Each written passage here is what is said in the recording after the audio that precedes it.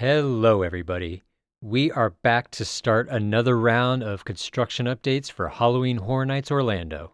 If you are coming back from last year's construction update videos, thank you so much for returning. Greatly appreciate the support. If you are new to the channel, you definitely want to make sure to stick around. We bring you no frills construction updates for Halloween Horror Nights in Orlando every week. Plus, we are hitting up a lot of new events this year that are new to the channel. It's going to be a great Halloween season. Today's video is going to be a little bit different than normal. I completely forgot to turn my microphone on while I was in the parks recording the video, so we're going to do the audio from home, but that's alright. We're not going to waste any more time. Let's go ahead and get right into it. We are starting off over here in City Walk, looking across into Universal Studios, right where Hard Rock Live and Rip Ride Rockit is, and they are doing a ton of construction here. Now, this construction is not really encroaching too much into the areas that they use for the queues to get back into Soundstage 23 for one of the houses that they put back there. So I don't think this is really going to affect Horror Nights too much from up on this front side of the park, but we'll see. If the construction gets any further into the park, it might start affecting this front line up here that they use for Soundstage 23. As we enter the park over here in the Production Central area, we're going to get a good grasp of all of the lights and the speakers that they have put up so far for Halloween Horror Nights. We want to make sure that we don't repeat ourselves and look at things multiple times, especially these lights. It gets kind of hard to tell what's new and what's not. So we'll get a good baseline of where we're at right now, and in the future we'll just update you on what they have added throughout the season.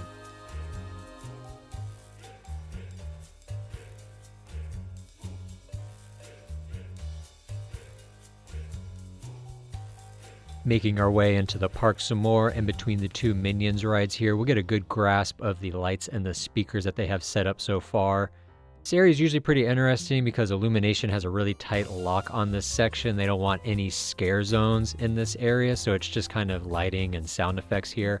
It's pretty easy to tell which lights are the temporary ones. These are the black lights versus the permanent lights that are the same color as the building. But yeah, we'll just look around and get a good idea of what they have up so far.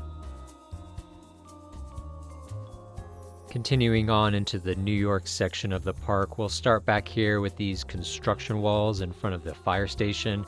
And as we can see with these aerial photos from BioReconstruct, the backstage stuff that they have torn up back here it's pretty vast, and there are actually 3 queues for the houses that run back here. So this is a big impact on the queues for Horror Nights. It's going to be really interesting to see if they can get all of this stuff done before the season, and if they can't, what are they going to do with the queues for the houses instead? Next up over here in New York, we'll take a look at this building. These lights on top of this specific building are permanent. They are up here all year round. I have verified this numerous times. Though on this corner over here, I do believe that these lights are new for the Horror Nights Scare Zone back here. It's just the rest of the lights on the front of the building are the ones that are pre-existing. We're going to get into a little bit of a light montage here as we go over and review all of the lights that they've added to Sting Alley and all of the other buildings here in the New York section for the Scare Zone here.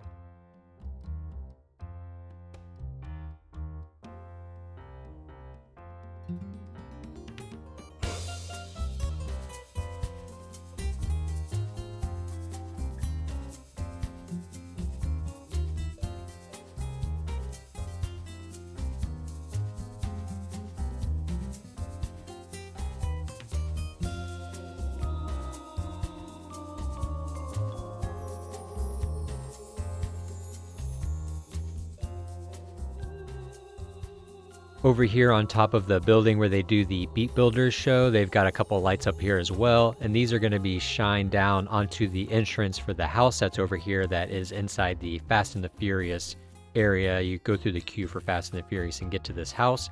And while we're over here, we can kind of see a little bit of what is supposedly the facade for the house that is back here in the Fast and the Furious area. This is supposedly the Jason Universe house back here. People are speculating that this is his shack from the movies that we're seeing here. It's kind of hard for me to tell. I'm not super familiar with this area. I just want to show it off because a lot of people are talking about it, so we'll get some good footage of that. Over here on top of Richter's, we've got some lights that they have set up to shine down into this pathway that leads you back towards the Scare Zone that is in the San Francisco area by the exit to the Fast and the Furious ride. Making our way back into the San Francisco area of the park, we're going to switch over from light updates over into some truss updates. Actually, this big center truss work, it's been up for a while. I believe it's been up since Halloween Horror Nights last year. They've just kind of repurposed it for Mardi Gras and a few other events. Right now it's themed to 4th of July. It's happening this weekend, but I'm sure they're just going to leave it up through the Horror Nights season. And then they have also added this truss work onto this side of the San Francisco area as well. In between this shop here and the King's Cross building, it looks like they've got a piece of truss work that they put up backstage. I think this means that they might have the house exiting out of this side over here instead of the classic Fast and the Furious exit. So that's kind of a new development. They haven't done this before, I don't think. We're going to turn around here. Over here across from King's Cross, they've set up a piece of truss work with some lights on it. This is going to kind of lead you in. They always have a bar back behind Lombard's over here. So this lighting here is just kind of add some ambiance to get you back there to spend your money on some drinks. Continuing our way around over here by the Amity Island bathrooms that they are remodeling, we can see they've set up a piece of truss here and then a small light over here on the other side. Back here at the Nightmare Fuel stage, we got some cool things to look at. First, we got this simple piece of truss work here on the side. But using our really long zoom lens, we can look back onto the stage and see that they have these big, giant skeletons that are cloaked up. If you look really closely in the eyes, you can see what looks like LEDs, so those are probably going to light up red or some other color. And they're also holding a scythe in their hand. These look really cool. We've also got a piece of truss work here for the Nightmare Fuel area, and then these two trusses to lead you back behind Men in Black for the two sprung tent houses that they have behind there. Back behind Simpsons over here at these sprung tent houses, we can see they've added this big piece of truss work for the facade for one of the houses, and you can see that they've started to add a bit of theming and decoration for that facade that's going to be on that truss there. We've got this seating area over here on the side of the entrance to Central Park where they usually set up a food booth here, and they've started putting up all the trusses in this area for all the lighting effects here. In this big area by Battery Park and Central Park and the entrance to the lagoon area, we've got some more truss work. I really hope that this is indicating that they're going to bring back the lagoon show. They really need to this year. Battery Park has a whole bunch of new trusses that they have added up for the food booth that's in this area as well. Making our way into the Hollywood section, we've got this piece of truss work here on this side, some lighting up on top, and then we're going to do another lighting montage here as we take a look at all of the lights that they have added throughout this section. They are going really, really heavy with the lights here. They are everywhere. We're going to go ahead and get a good look at all of them so that we don't have to do this again in the future on the future updates. We'll just update you on when they add new ones to it. And a few smaller pieces of truss work that are just kind of the beginnings for this scare zone that's going to be in this area. They're going to be adding a lot more into this section as we get further into the season.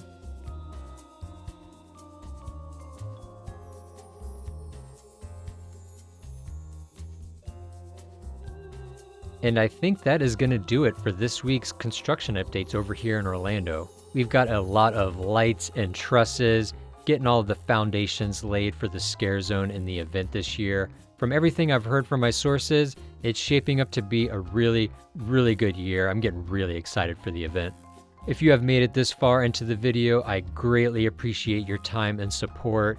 We've got a lot of fun stuff coming up on the channel, traveling the country, bringing the best quality videos of all of these events to you. So you're definitely going to want to make sure to stick around for this. As earlier, like I said, thank you again for your time. I hope you have a good one, and we'll see you next time.